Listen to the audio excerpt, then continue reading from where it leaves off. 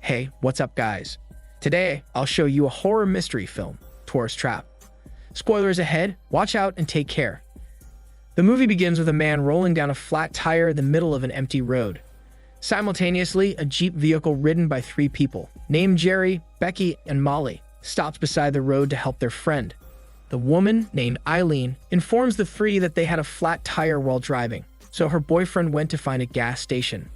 After that, Eileen gets inside the Jeep and drives to find her boyfriend. Meanwhile, the man, Eileen's boyfriend, finds a gas station that looks like it has been abandoned. Despite that, the man gets inside and repeatedly calls for service, but no one answers him. So he enters the back room and sees a human-like figure lying on the bed. Again, the man repeatedly calls it, but he receives no answer. So he walks towards it, when it suddenly jerks up and cackles. The human-like figure turns out to be a mannequin.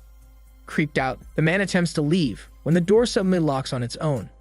He then tries to open the windows, but they are sealed tight. Suddenly, another mannequin comes out from nowhere and breaks the window. The man then opens the side door, and he screams as an ugly mannequin comes out of it. All 3 mannequin cackles creepily, so the man uses a metal pike to create a hole in the door, trying to open the doorknob. However, something from the other side holds his arm, trapping him. Then the cabinet and everything inside the room start to move. The man screams in fear as the mannequins cackle and the things inside the cabinet fly towards him. A knife almost hits him in the face, but it stabs the door instead. However, the metal pipe impales him from the back, missing his balls but unfortunately causing his death. As the man dies, the mysterious movements around the room stop, together with the cackling of the mannequins. On the other hand, the group finds a tourist trap when the Jeep suddenly stops. Jerry repeatedly tries to start the vehicle, but to no success. So the ladies roam around while waiting. The ladies find a waterfall nearby, so they go skinny dipping. As the ladies enjoy the water, a man holding a shotgun suddenly appears. He introduces himself as Mr. Slauson, the tourist trap's owner. Despite being covered by the water, the ladies cover their nakedness as Mr. Slauson casually talks to them. He shares his embitterment by the decline of tourists visiting his tourist trap since the government built a highway. The ladies apologize for the unintentional trespassing and explain that their friend's car broke down. Mr. Slauson dismisses it and warns the ladies to leave the water before dark, as it is dangerous. Then he leaves. After a while, the ladies leave the waterfall and laugh at their weird encounter with Mr. Slauson. Jerry helps the ladies walk as they return to the Jeep, where they see Mr. Slauson waiting for them. Mr. Slauson offers to help Jerry with the car and insists that the group come to his house for the tools. The group gets into Mr. Slauson's truck, and he drives them to another tourist trap, a wax museum. Mr. Slauson warmly welcomes the group, who notices that the wax figures feel and look lifelike. Mr. Slauson shares that his brother did the figures, but he was taken away because of his talent. He claims that his brother is now in the city as a wax artist in the museums. Eileen then notices a house nearby, so she asks Mr. Slauson about it. He explains that he lives in the museum, and nobody has lived in the house nearby. After that, he and Jerry prepare to leave to repair the Jeep. Before leaving, Mr. Slauson warns the ladies to stay inside the museum, as it is unsafe outside, especially at night. As soon as they go, Eileen expresses her discomfort about Mr. Slauson. So despite Mr. Slauson's warning, Eileen stubbornly decides to go to the house and look for a phone that works. Becky and Molly attempt to stop her, but she dismisses them, takes a scarf, and leaves the museum. Eileen wanders the house when she suddenly hears someone whispering her name. Eileen thinks it is her boyfriend, so she wanders the room to find him. Instead of finding him, Eileen discovers a room full of mannequins. She takes a scarf off from a mannequin, puts it around her neck, and looks at herself in the mirror. A stranger wearing a grotesque mask appears from behind and scares Eileen out of her smelly shit. Items in the room start to move on their own, and the scarf around Eileen's neck slowly tightens. Eileen can only look at the stranger as the scarf strangles her to death. Meanwhile, Molly and Becky discover a beautiful mannequin with refined features. The two get freaked out as the mannequin seems like a human. Shortly after, Mr. Slauson returns without Jerry, so the ladies ask him where Jerry is. He explains that they could not fix the Jeep, so he lets Jerry use his truck to drive into town. Mr. Slauson then notices that Eileen is nowhere, so the ladies inform him that she went to the house. Upon hearing that, Mr. Slauson immediately leaves and goes to the house. He soon finds that Eileen has been turned into a mannequin. Simultaneously, the girls discover Mr. Slauson's photo album. It is filled with pictures of Mr. Slauson with his brother and wife. Molly points out that Mr. Slauson's wife looks exactly like the beautiful mannequin they just saw. They go to the mannequin to check, when Mr. Slauson suddenly talks and shares that the mannequin is to keep his wife's memory alive. After that, he lies to the ladies that he did not find Eileen in the house. He then instructs the ladies to stay put as he goes out again to find Eileen. However, the ladies are frustrated, so they leave the museum to search for Eileen themselves. As they reach the house, Molly starts to think twice, so she convinces Becky to return to the museum. However, Becky dismisses Molly and continues to walk towards the house, so Molly has no choice but to return to the museum alone. Becky roams around and finds a figure resembling Eileen. Becky walks towards it, thinking it is Eileen, when the figure suddenly faces her. Becky attempts to leave, but the masked killer, who appears out of nowhere, stops and traps her in the room.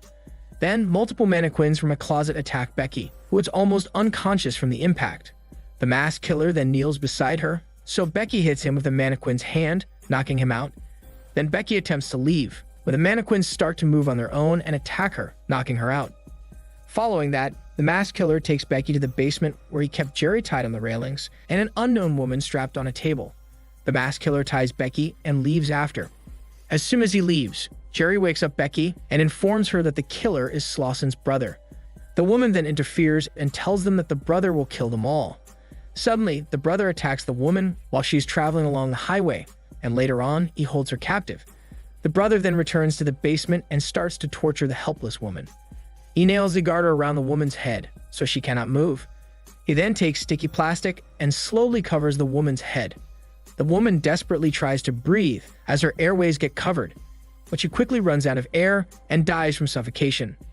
As the brother creeps around the dead woman, Jerry frees himself and attacks him. They engage in a fast and furious struggle, but the brother dominates Jerry. The brother chokes and lifts Jerry like he weighs nothing. The brother did not kill Jerry, but instead tied him again.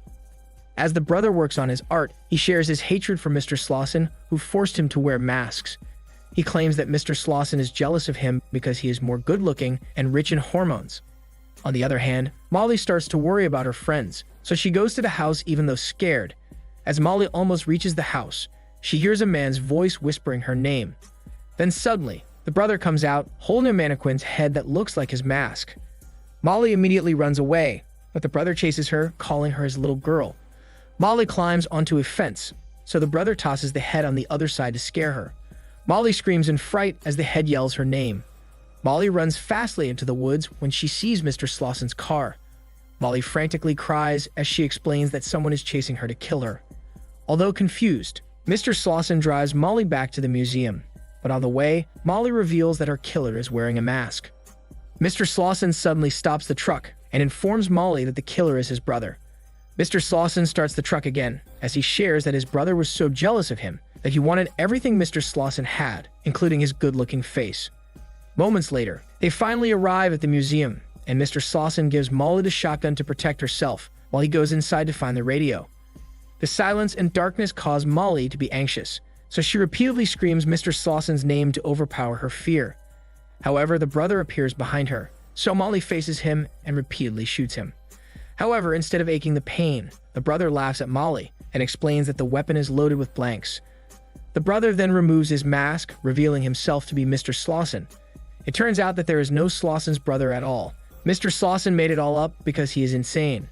Molly immediately runs away after discovering the truth and hides in a nearby lake. However, Mr. Slauson is already there, and he captures Molly. Following that, Mr. Slauson takes Molly back to the house and restrains her to a bed. At that same time, Becky slides a blade over to Jerry to use it to free themselves. The two go up and find a crazy Mr. Slauson wearing a mask as he plays with dolls like a child. Mr. Slauson feels their presence, so he gets out to check. Becky and Jerry stand still and pretend to be one of the mannequins. They succeed in deceiving Mr. Slauson, so Jerry silently looks for a way out, but the doors and windows are locked. Then suddenly, Mr. Slauson barges into the room, so Jerry quickly breaks the windows with his body. He immediately recovers and runs into the woods as the masked Mr. Slauson watches him. Simultaneously, Mr. Slauson catches Becky escaping. So Mr. Slauson takes off his mask and changes his clothes before running after Becky, who's still unaware that the killer is Mr. Slauson. He takes her back to the museum and lies her to the bed as he gets up to take his first aid kit. Minutes pass, But Mr. Slauson has not returned, so Becky gets up to look for him. She finds him sitting on a chair, smiling and laughing mischievously. Then suddenly, the soldier mannequins move on their own and simultaneously shoot Becky. Luckily, she receives no gunshot wound. However, the Indian chief figure throws a knife at her. The knife stabs her in the back of the head, killing Becky. After that, Mr. Slauson returns to the house and carries Molly out of the room. He takes her upstairs, where he scares Molly by moving the mannequins using just his eyes. Mr. Slauson then drives Molly to a room where he tongue massages her, thinking she is his wife. Molly turns away in disgust and fear, but Mr. Slauson is not done. He demands Molly to tell him that she loves him. However, that line triggers a bad memory for Mr. Slauson. He confesses that he killed his wife and hormone-rich brother because they had an affair. That is when Mr. Slauson started to get insane. After a while, he began to miss his wife, so he made the figure that looked exactly like her. He shares that he did not want to kill his wife and brother, but he could not control himself.